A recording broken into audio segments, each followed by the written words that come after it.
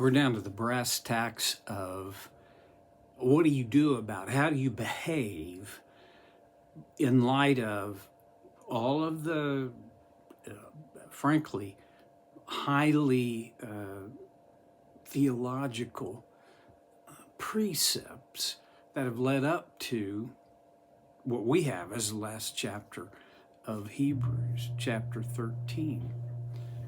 Well, there could be lots of implications, but he goes into some specific detail. First of all, he starts with, don't forget, you're part of a family, so act like it. Love one another as brothers and sisters. And then in verse 2, do not forget to show hospitality to strangers. For by so doing, some people have shown hospitality to angels without knowing it. Now, before we get hung up on the aspect of angels, let's talk about this hospitality thing. Keep on loving one another as brothers and sisters is that's a family thing. You treat one another with a unique kind of care and love. The Greeks would have called that phileo. The city of Philadelphia gets its name from that Greek word, which is for sibling love, brotherly love. Okay, that's a family thing. And then he kicks the walls out and says, and do not forget to show hospitality to strangers. It's not, for many people, it's not difficult to show hospitality to people you know and you already love. I mean, I'm that way. Boy, my kids, Jenny and Garrett, I think they have a spiritual gift for this. They are almost constantly sharing meals with someone, either in our home here or outside, or excuse me. They love hosting people. And I don't necessarily mean just for a meal, for overnight stays. This, for an introvert, is a difficult thing. And as I've gotten older, I've shared this, I've become more introverted. But I don't think I get exempted from this word of, what is it? I don't know that I'd say it's a command. Maybe it is. I would say a strong urging to show hospitality to strangers. What context have we got for this? Are we supposed to go out and find strangers to drag home with us? Well, I don't think necessarily so. In century one,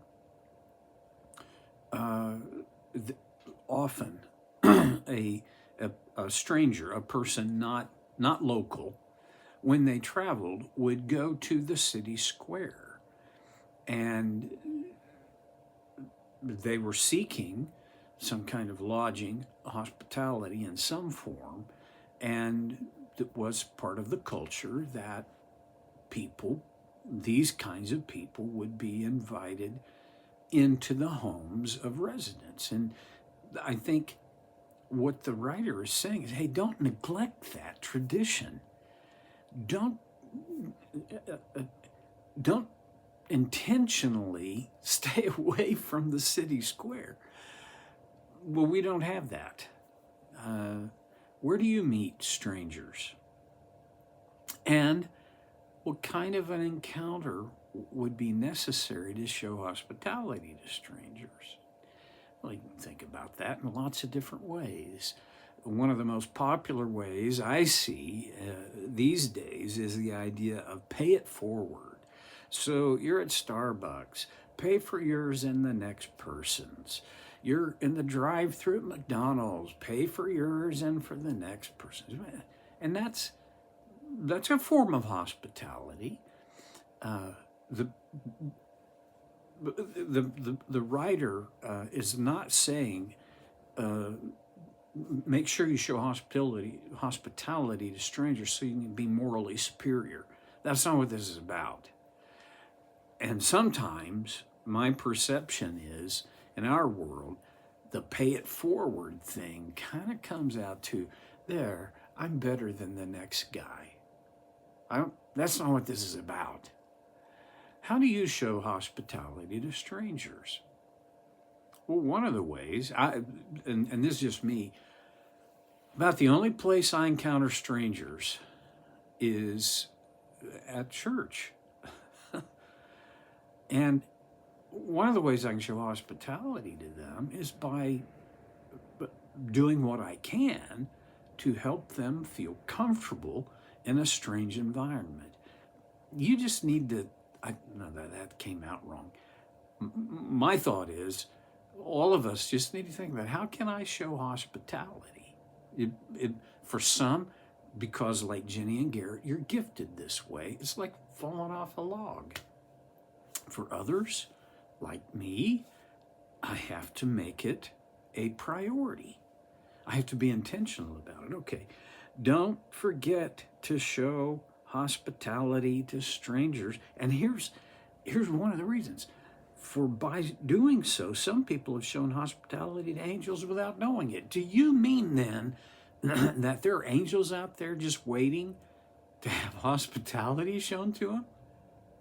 I kind of think that's what he implies. How awesome is that? Now, here's the other part. If I show hospitality to an angel, I won't know it. That's very interesting to me, because our top motivation is not so we get to show some kind of hospitality to an angel. It's a secondary outcome, and I think it's kind of cool, but don't make that the point. Are there angels today? Absolutely. Are they among us? I don't know how they could not be if this is true, and I believe it is true. Okay, verse 3. Continue to remember those in prison as if you were together with them in prison, and those who are mistreated as if you yourselves were suffering. Now, this kind of moves out away from most of our experience. It's been a long time since I've thought about, kept in mind, prisoners. I want to think about this on a couple of levels. One is, the writer here doesn't differentiate between those who are in prison because they're guilty and those who are not guilty but in prison. He just talks about prisoners. I don't think much at all about prisoners. In century 1, for a very long time, for very many centuries, prison was not a sterile environment at all, and nothing like our modern prisons. Let's start here. In first century prisons, the prison was not responsible for taking care of any of the needs of the prisoners. There were no toilet facilities. Probably vaguely or on a hit and miss basis, water for drinking was provided, but often it was filthy, as was a lot of water in the early centuries. If it was the family of the prisoner's responsibility, or the friends, to provide food and clothing. The prison was not was a horrible experience. And there were a lot of innocent people in prison. I wonder if the Hebrew writer may have had in mind the fact that in century 1, followers of Jesus were often arrested and imprisoned because of their faith in Christ, because of their alignment with Him, and because of speaking of Him. I can't relate to that. I will say, up until very recently, it felt like and looked a little like to me that,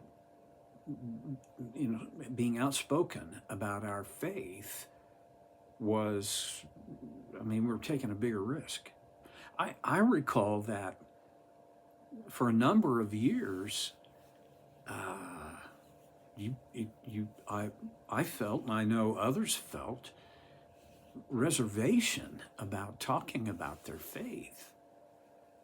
And now recently, that seems to have lifted, and I'm very grateful for that.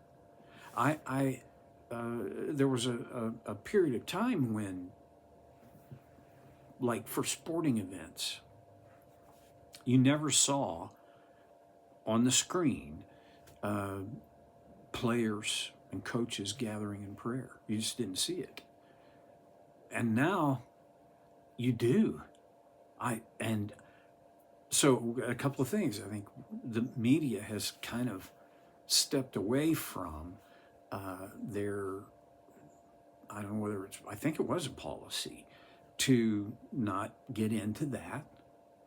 And number two, I think players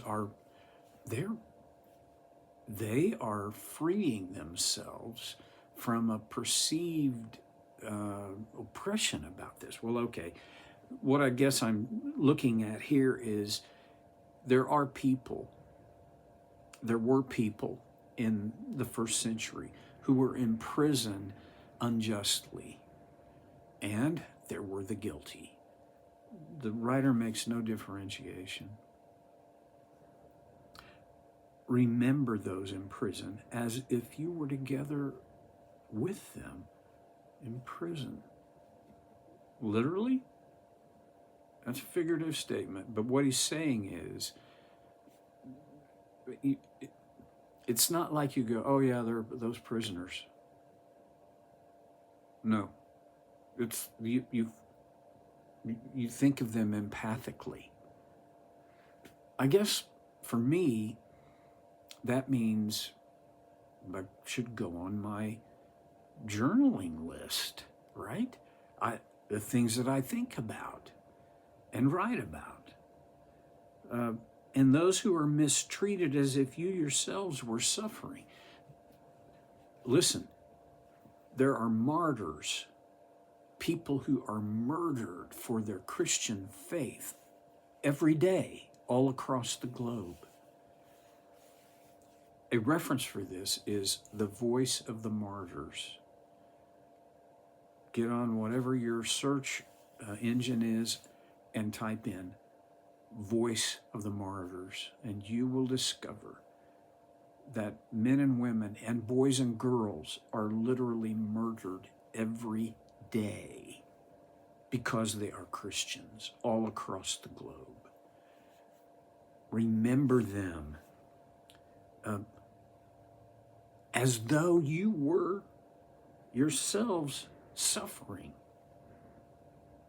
When I remember them, it's not like, oh gosh, the suffering, persecuted church.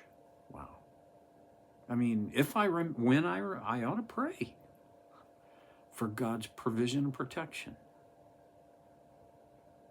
So I guess what it looks like to me is you start at your house, and then you're out into the community and the broader world, and then you're in the big world where you're thinking and praying for the well-being and care of others. big idea. Take your eyes only off of only yourself and see the world around you. And that's all I got. See you next time on So Care with Stevie Boy.